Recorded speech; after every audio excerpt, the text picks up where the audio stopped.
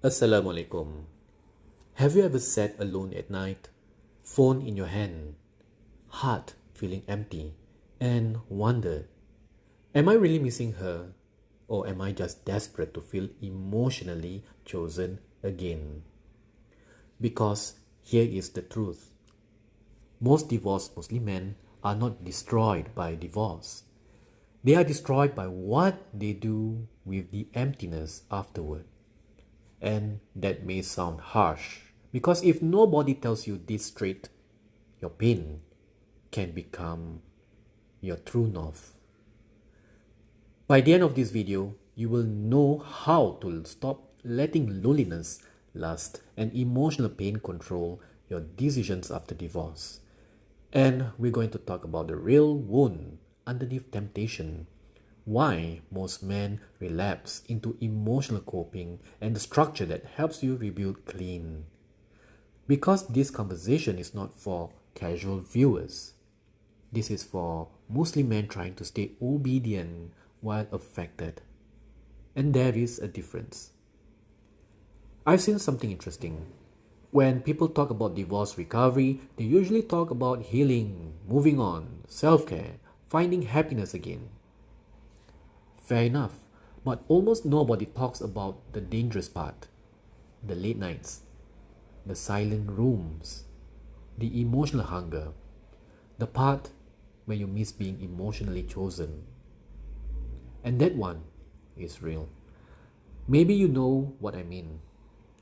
You are functioning, you are working, you are praying, you are handling responsibilities.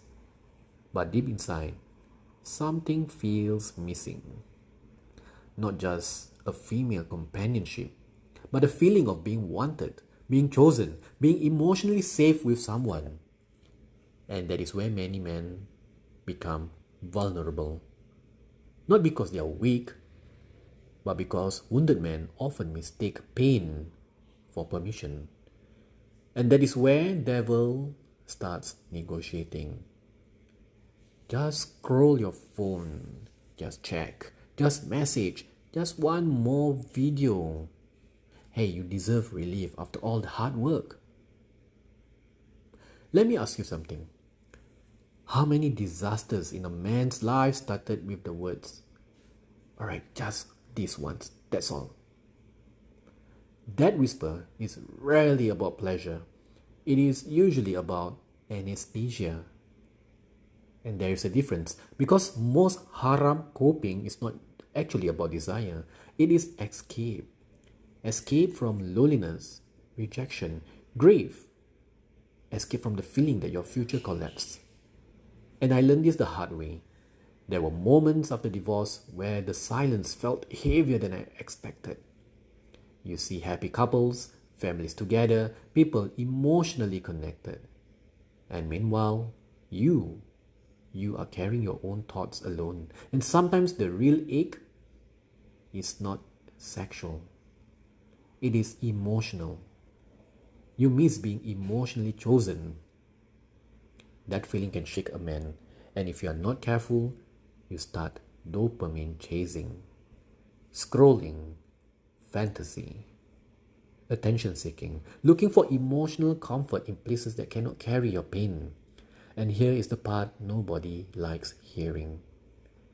Pain does not give us a halal exemption. I know that sounds strong, but we need honesty.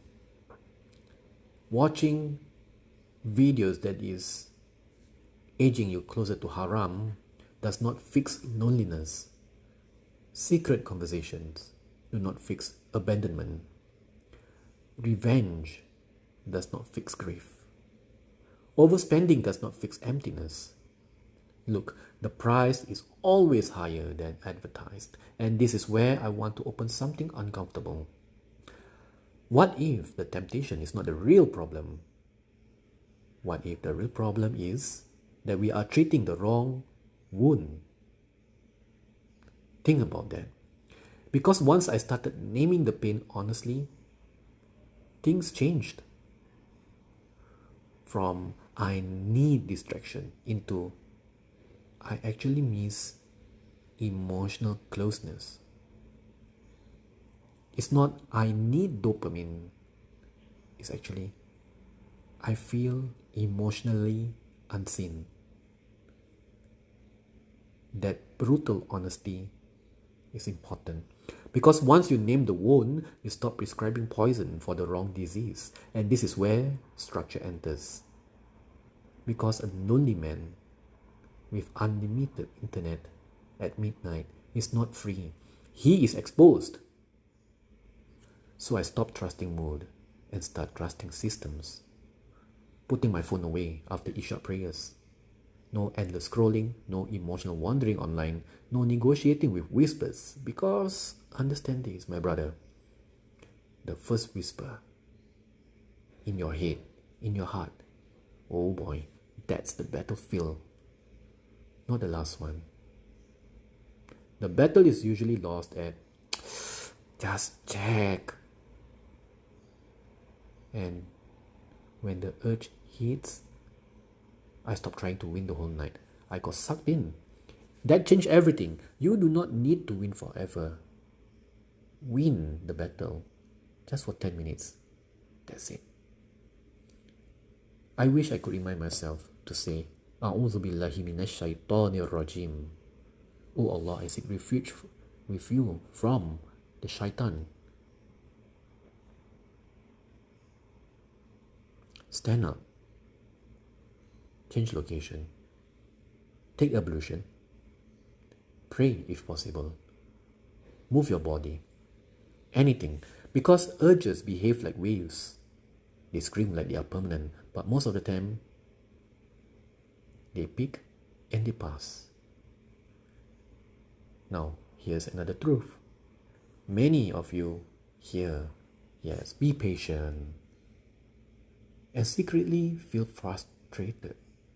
Because patience without movement feels like suffocation. And I agree, a divorced man cannot survive on passive patience alone. The desire wants intensity.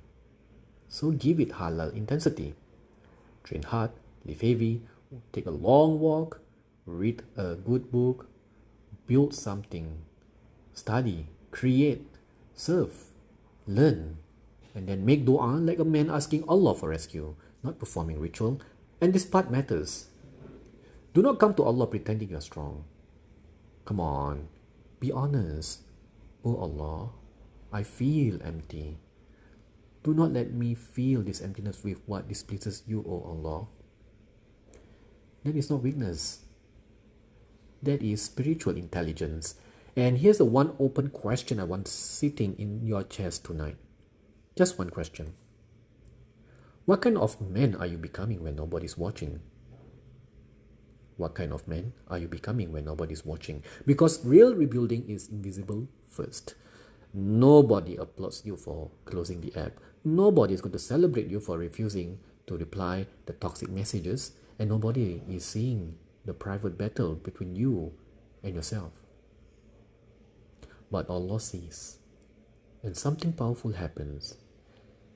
Every time you resist what harms you, you collect evidence.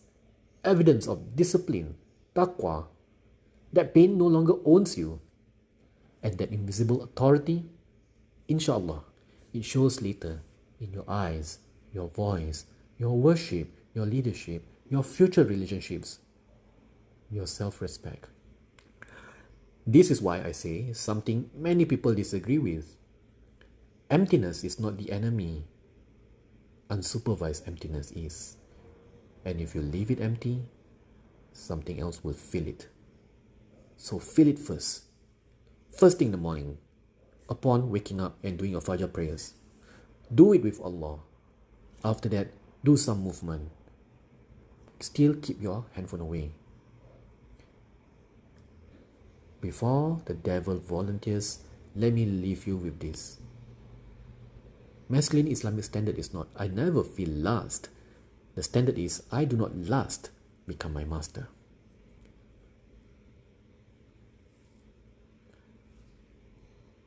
I do not sell my akhirah because I feel lonely. Maybe that is your test right now. Not when you are wounded, but whether you remain obedient while wounded. Because one day you want to look back at this chapter and say, I was tested multiple times, but I did not let the wound make me filthy. If this hit home, I created something for you. The Muslim Man Rebuild Playbook. It is in the description below. It's a grounded framework to help you rebuild discipline, emotional control, spiritual anchoring, and self-respect after divorce. Download it and start rebuilding with structure. If this resonated with you, subscribe to the channel and comment below. Structure over feelings. Or you can disagree with me. I read both. So until next time, protect your dignity, protect your heart, and stay clean.